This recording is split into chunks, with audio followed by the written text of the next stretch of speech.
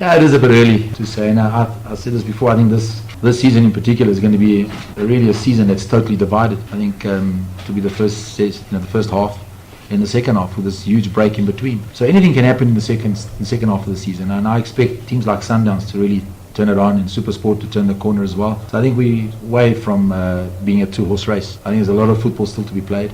For me, I'm looking forward to the second half of the season. Could give me a chance to have a pre-season with the team, but still a long way from that. Yeah, we are being the pace setters really, but they're right behind us, so it's too early to tell. At this stage of the season, it's far too early to say that it's going to be a two-horse race, but I think the AFCON will also play a major part, because I think both Pirates and Chiefs are going to have a few players involved.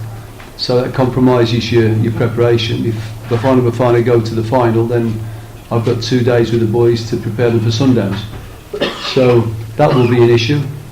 I'm getting players back. Morgan Gould will be back by then. Do I change the way we play? That's possible. And how well will that pan out? I think it will be interesting to see the team sort of disappointed a little bit. If they can turn the corner and play without pressure, I'm sure they'll welcome the break. I won't welcome the break. I just want to keep kicking on. But we need to take one game at a time, and that's a massive cliche, but it is absolutely for us now, because to start putting one eye on the end of the season, you've only got one eye left on here and now, and that's not going to be good enough. So I think we need to improve. If we're going to be there at the death, I think we need to improve.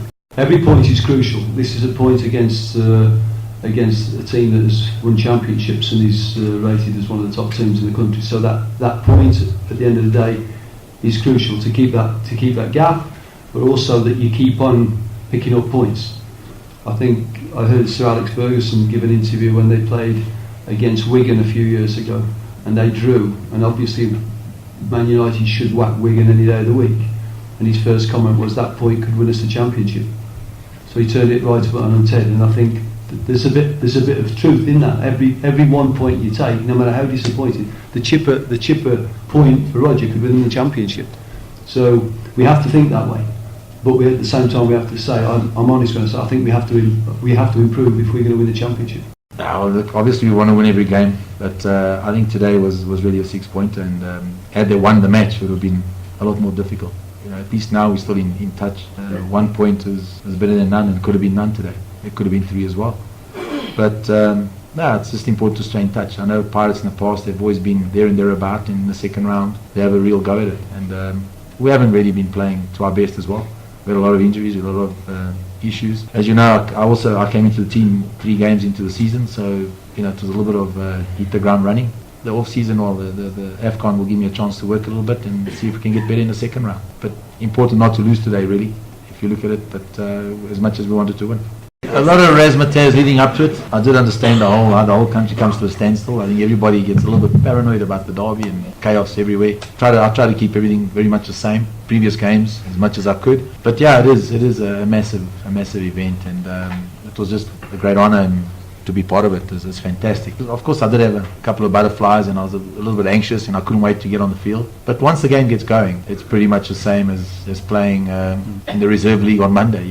It's you coaching, and you have to do your thing and get the best out of your players and the team. So it does. If you're a player, you'll know that the crowd kind of disappears into the background and just get on with business. But fantastic. I heard it was broadcast all over the world and everything else. So it was fantastic to be a part of it. It's the sort of game with football, and especially in South Africa. Football is about emotions and about passion. And if the Manchester derby between City and United affects people in Manchester, the people in London couldn't give a stuff really.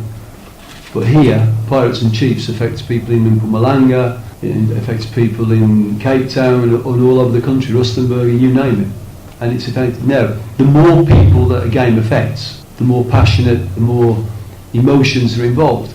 And I think that is one of the strengths of the derby, and also maybe one of the reasons that we don't get the best football played on the day, because it means so much. So when Roger's team are leading 1-0, it's easy for them to start looking at the clock. And when we get back to 1-0, by playing a little bit of football, easy to look and say, hey, we don't want to lose this now. The importance of the game maybe stops us performing on the day. That's our challenge. Obviously we won't accept that, but I think it is so important for so many people that, and it was magnificent to see the people, the way they approach the game. Magnificent to see such a massive crowd.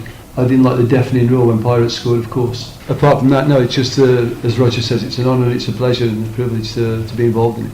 The pitch, look, obviously not in the best condition. There's a couple of the players complained a bit at half time and after the warm-up. The only good thing about it is it's bad for both teams, really. It's just a little bit ironic that the best football was played on the other side, where the pitch is pretty good, isn't it? Both teams attack those goals a lot better.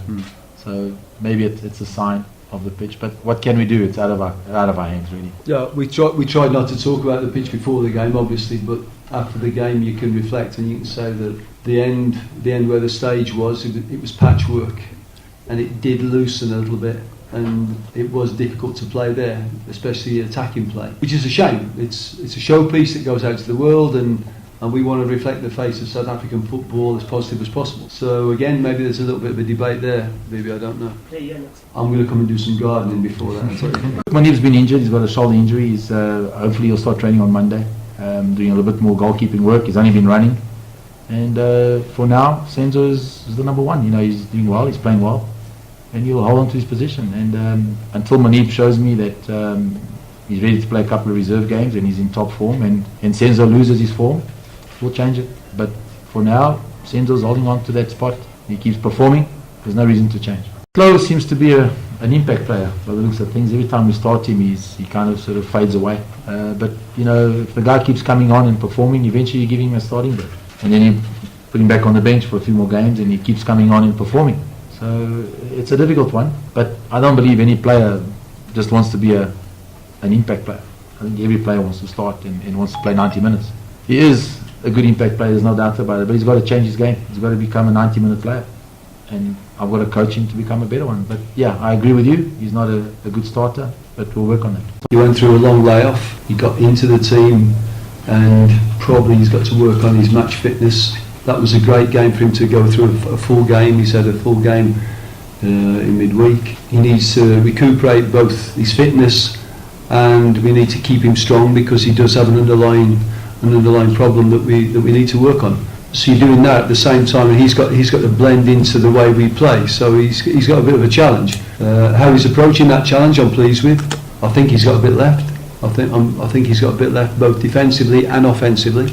I think we can get him higher up the field. I was getting higher up the field in the second half today, and he did against Ajax, and that's better. We want that from our left back as well. So I think he's got a bit left. We'll see. Maybe he'll get more time.